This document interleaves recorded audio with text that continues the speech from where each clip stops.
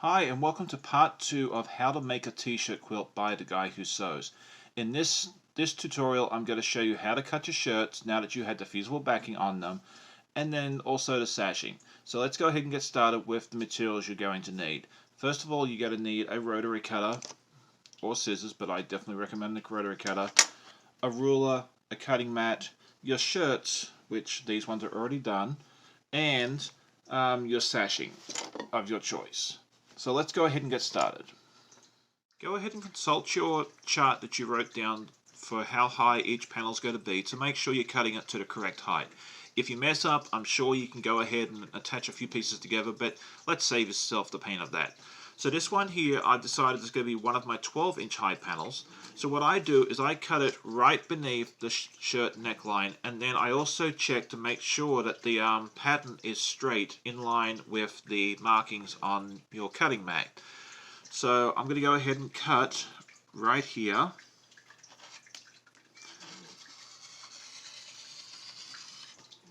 And I always cut the top and the bottom first. And then since this is 12 inches high, I'm going to go down 12 inches and cut the bottom off.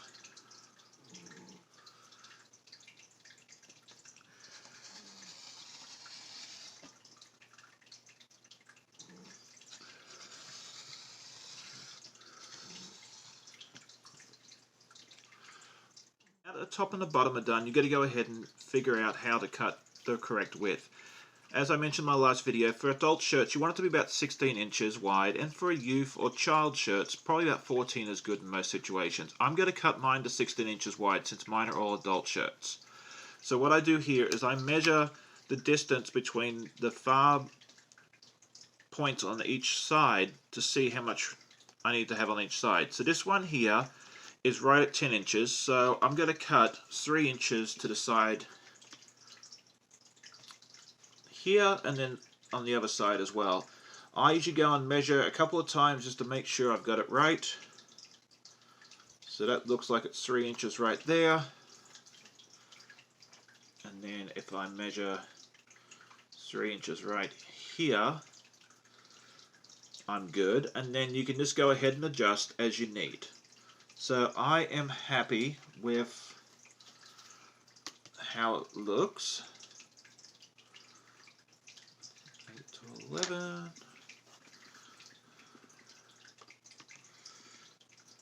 And then once you're happy, you can go ahead and cut. Take your time with this step and make sure you get it right, because it's measure twice, cut once.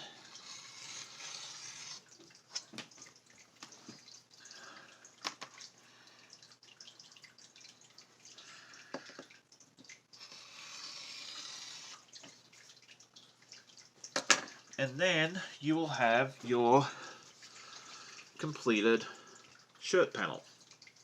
Go ahead and repeat that for the rest of your shirts.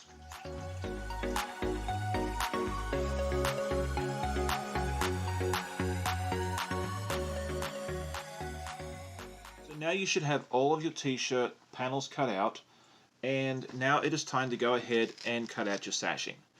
The width of the sashing is totally up to you. I see some people use thicker sashing. I prefer to use a thinner one. I do 1.25 inch wide sashing for my interior parts, and then I do a slightly thicker one for the outside, about 2 inches. I find for my quilts that I've done, that's what I like. But if you want to go a bit wider, that is perfectly up to you. It's definitely your choice. So, as for cutting the sashing, look at the row heights that you've decided for each of your panels. Like for this one here, this is going to be 12 inches high, and then I have a 9-inch panel as well, and some 15s. So for each row, if you're doing a 15 shirt panel like I'm doing, you're going to need for each row that you're doing 2 of the thinner interior ones at the height of each shirt, and then 2 of the 2-inch wide exterior ones. And so do that for each row. And then for the horizontal sashing, you can do it one of 2 ways. If you want to put cornerstones into it, you're going to need to figure out the width of each shirt, which for the adults I believe is 16 inches and for youth is 14. and then put your cornerstones in. Or if you want to forgo that step altogether, I would not blame you. I have not put cornerstones in a quilt in quite some time. I don't see, especially if you're using the thinner sashing like I'm suggesting, the cornerstones look great, but if you go without it, it does not detract from the quilt at all. So if that's the case, then you can just figure out the width for the quilt, and then cut out rows for that. And I find that like one and a half times the width of fabric is usually pretty good for each horizontal row.